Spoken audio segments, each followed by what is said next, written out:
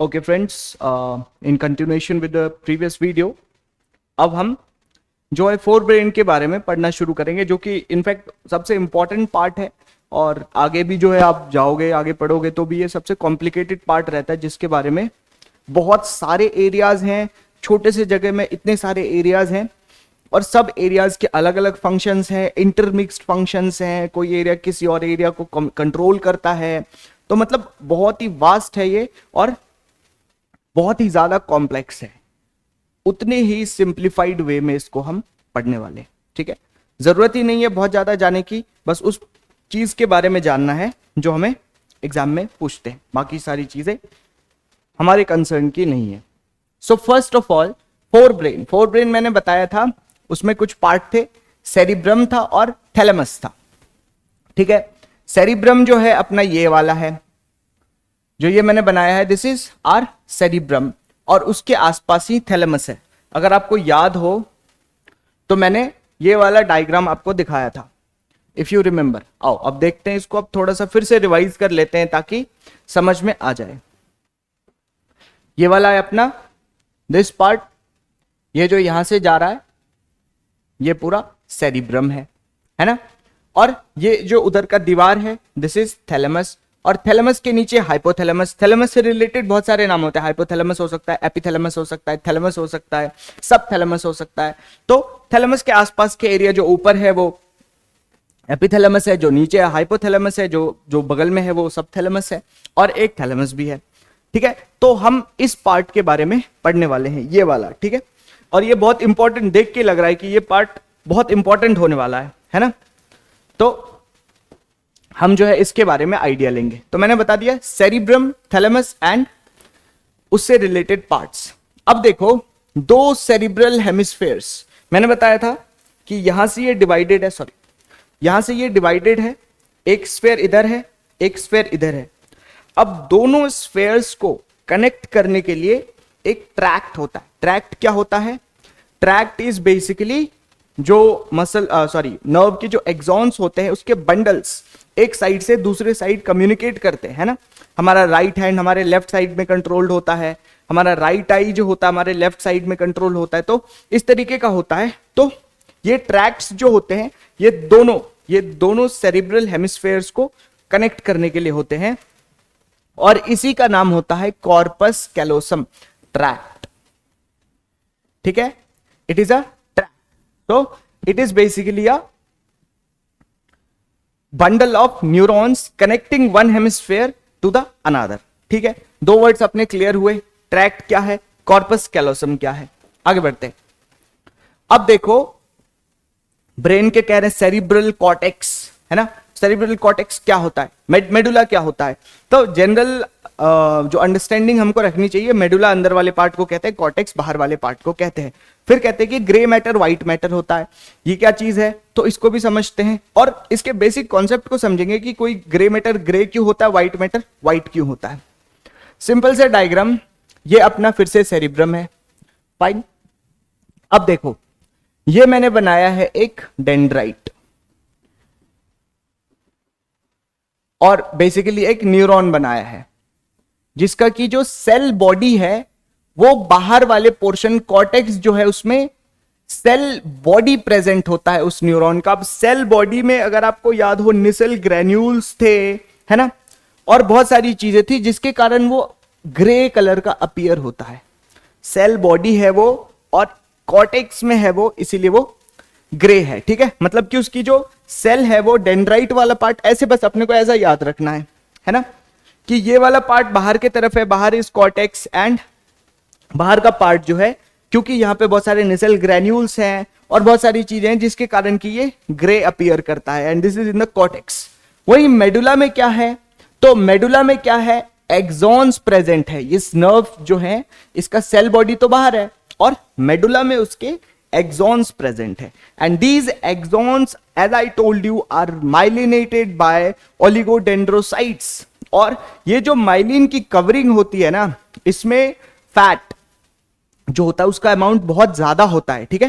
Fat का amount बहुत ज्यादा होता है, और करते कौन से हैं, ओलिगोडेंड्रोसाइट्स। और क्योंकि वहां पे इस जो माइलिनेशन के वजह से, जिसमें कि फैट बहुत ज्यादा है, it appears white and hence we call it white matter, है ना।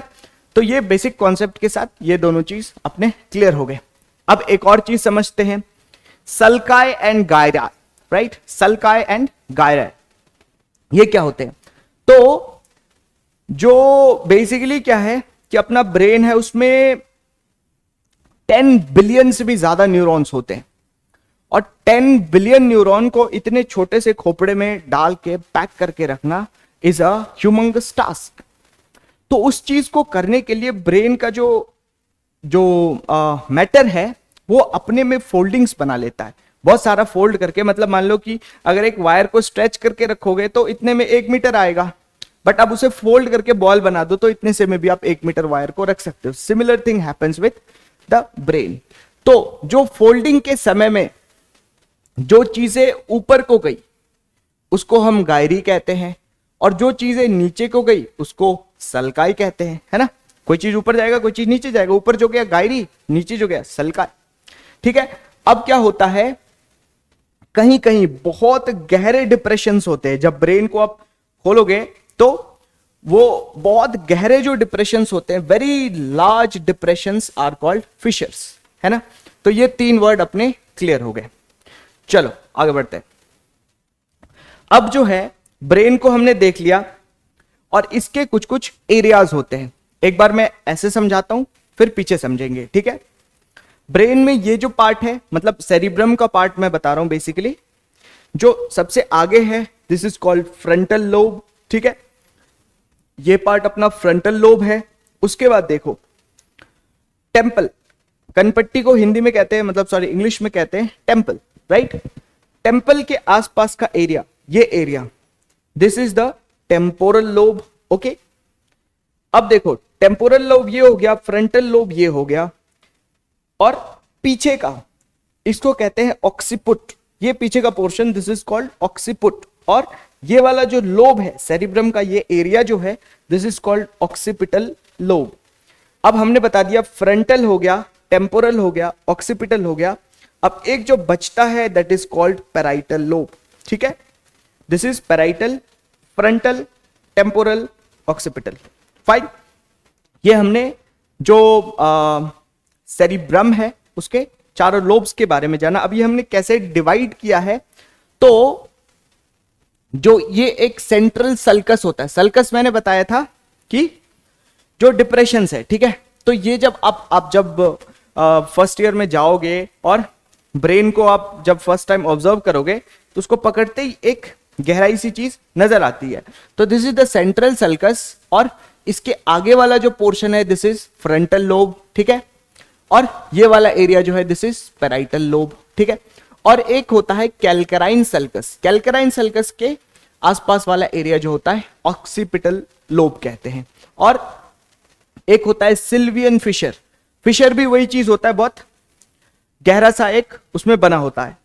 तो सिल्वियन फिशर के आसपास टेम्पोरल लोब होता है।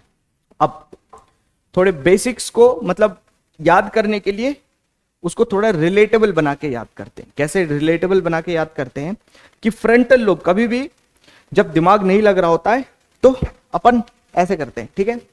सो इंटेलिजेंस कहते हैं ना, जिसका खोपड़ा बड़ा है, मतलब ये बहुत बड़ा है, वो ज्यादा इंटेलिजेंट आदमी है। सो दिस फ्रंटल लोब जो है वो आपके हर उस एक्शन को कंट्रोल करता है, या उस सब चीजों को कंट्रोल करता है जो एक जनरल वर्ल्ड में आपको सरवाइव करने में बहुत हेल्प कर रहे होते हैं।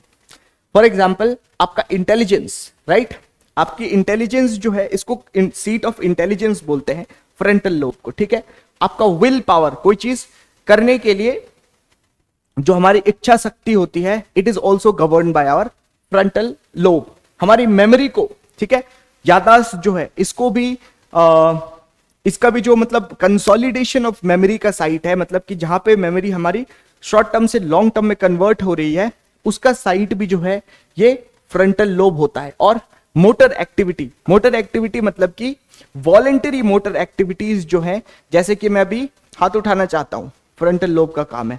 फ्रंटल लोब ने उस थॉट, जिसमें कि मैंने पहले सोचा ना कि मुझे हाथ उठाना है, तो उस थॉट को जनरेट करने का काम जो है ये फ्रंटल लोब का है, और वहां से सिग्नल्स रिलीज भी फ्रंटल लोब करता है। तो ये सब चीजें फ्रंटल लोब के काम में आती है।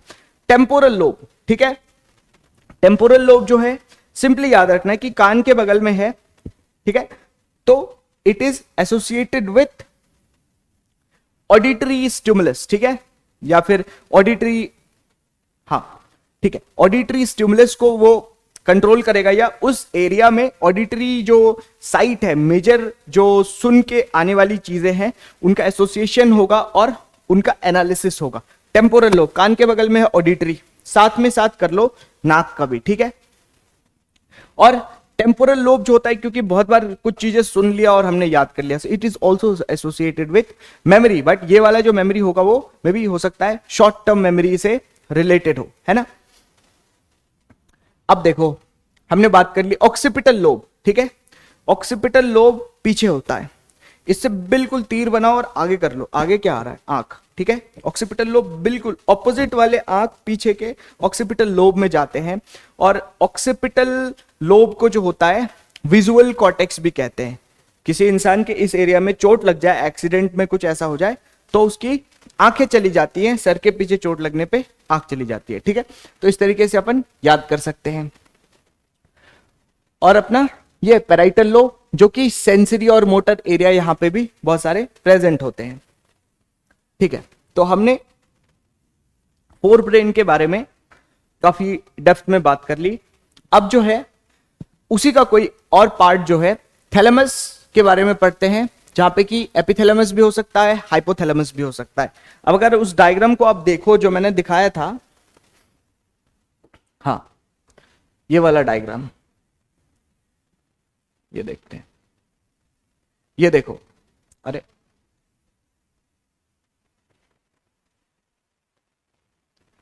ठीक है, तो ये अपना डायग्राम है, यहां थैलेमस है, ये पोर्शन जो है ये थैलेमस है, ठीक है, ये वाला अपना थैलेमस है, और इसके जस्ट नीचे ये एरिया जो है ये अपना हाइपोथैलेमस है।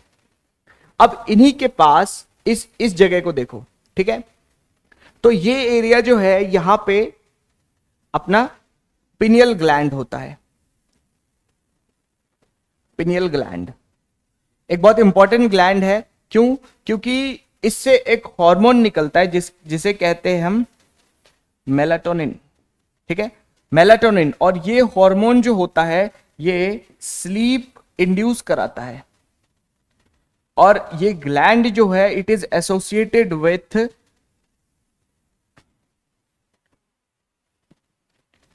डे नाइट रिदमिसिटी और रिदम, जिसको कि हम साइकेडियन रिदम भी कहते हैं, ठीक है। ये उस चीज को मेंटेन करने में ये ग्लैंड इन्वॉल्व होता है। और बहुत इंपॉर्टेंट बात है कि इसी ग्लैंड को हम कहते हैं कि द थर्ड आई। क्यों, क्योंकि ये एक ऐसे लोकेशन पे ब्रेन में मौजूद है जहां पे लाइट सिग्नल्स, मतलब लाइट ऐसे जा नहीं सकती है, but this gland is responsive to light. जब रात होता है तो इससे मेलाटोनिन सिक्रीशन बढ़ता है और इंसान को नींद आ जाती है, और सनराइज होता है तो मेलाटोनिन का जो होता है कंसंट्रेशन कम होता है और इंसान जग जाता है।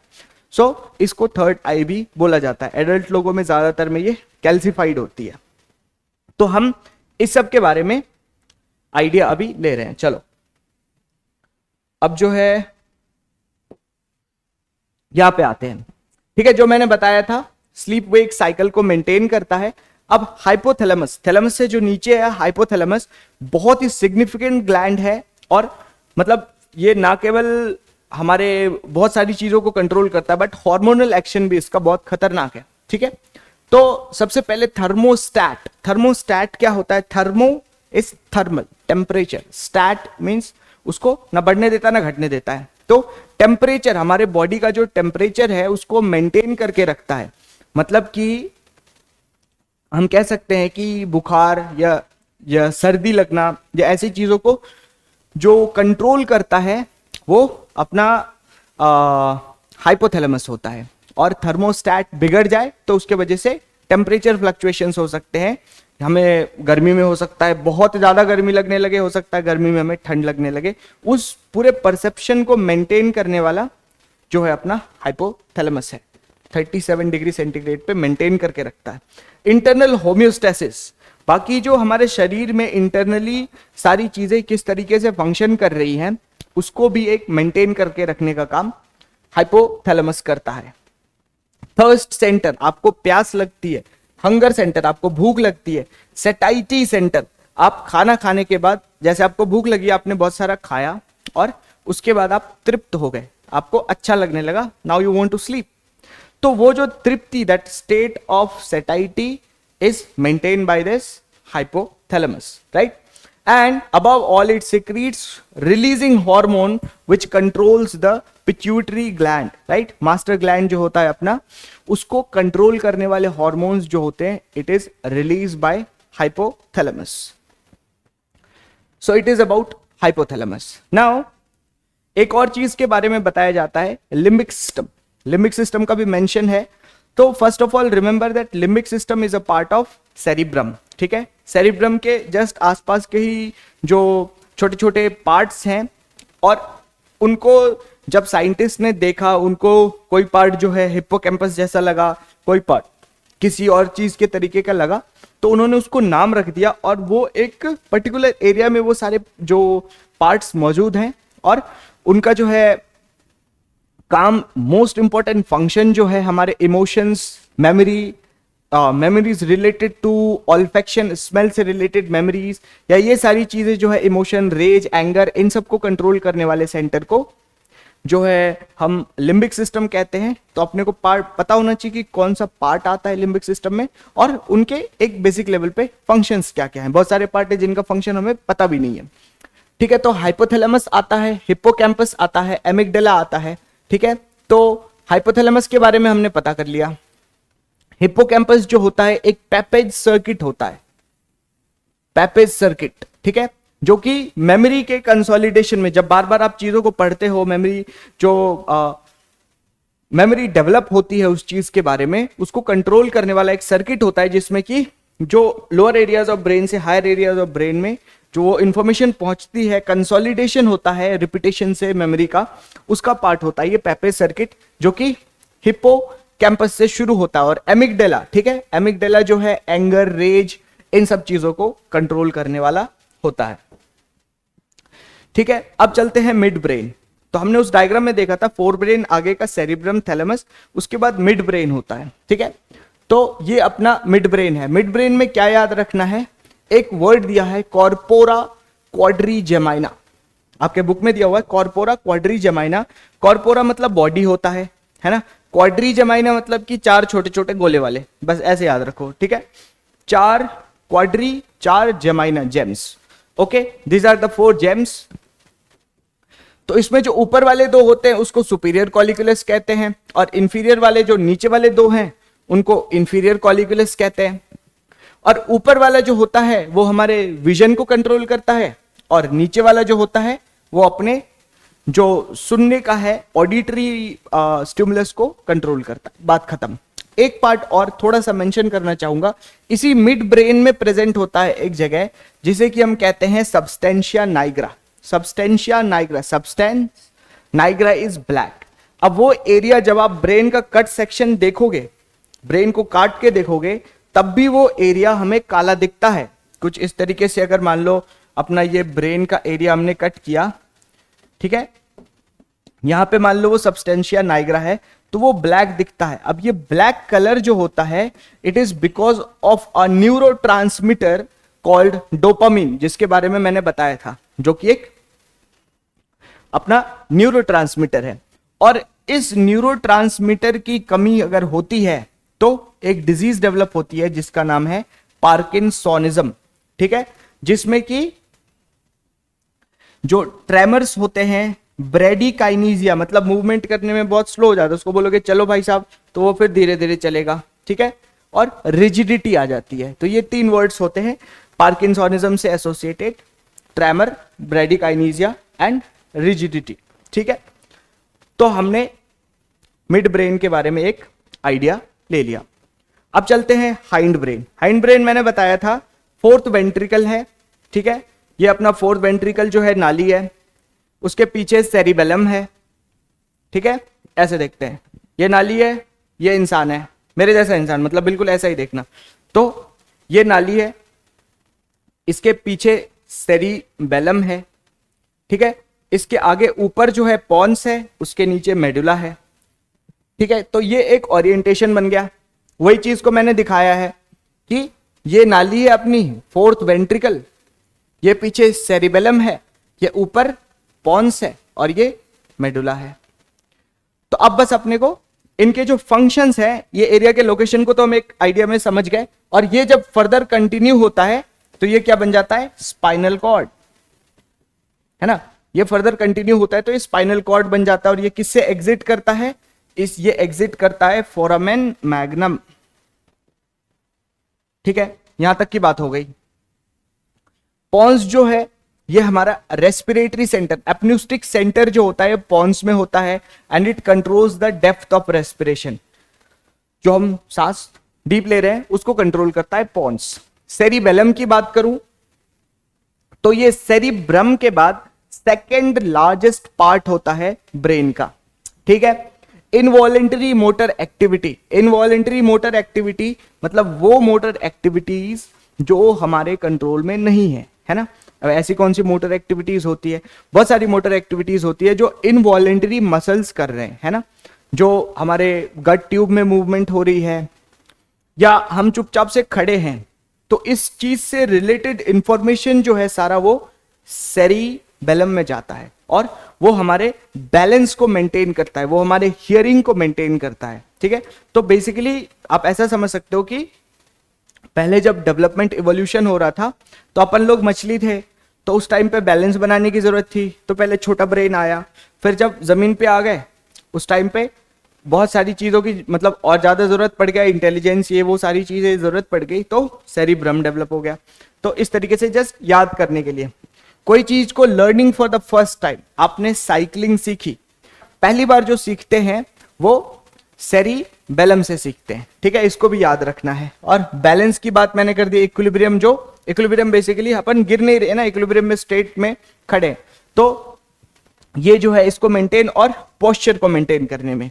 और लास्ट जो है अपना मेडुला, मेडुला जो है कार्डियोवैस्कुलर सेंटर्स जो भी होते हैं, मतलब कि हमारे हार्ट का जो सेंटर है, हार्ट का रेट है, रिदम है, और मतलब बहुत सारी चीजें हैं, उनको कंट्रोल करने के लिए अपना मेडुला होता है। स्वेलोइंग रिफ्लेक्स, स्वेलो कोई भी चीज समझो, स्वेलो कर रहे हैं तो उससे रिलेटेड भी सिग्नल्स जाते हैं, तभी तो हम जो मसल्स जो है हमारे फेरिंग्स के मसल्स, इसोफेगस के मसल्स कॉन्ट्रैक्ट होते हैं, और स्वेलिंग जो होता है उसको कंट्रोल करने के लिए भी मेडुला होता है। और रेस्पिरेटरी रिदम सेंटर जो होता है RRC, ये भी अपने मेडुला में प्रेजेंट होता है। तो इसके साथ हमने जो है अपना ये वाला पोर्शन कंप्लीट कर लिया, जो ब्रेन के सारे पार्ट्स थे हमने उसको कंप्लीट कर लिया। अब नेक्स्ट सेशन में जो हमारे सेंसरी ऑर्गन्स हैं, जिसमें कि हम डेप्थ में पढ़ेंगे, आई के बारे में, ईयर के बारे में पढ़ेंगे, और थोड़े बहुत अदर जो स्टिमुलाई हैं उनके बारे में पढ़ेंगे, और उसके साथ ये वाला अपना चैप्टर कंप्लीट हो जाएगा। ठीक है, फिर अगले क्लास में मिलते हैं। Thank you.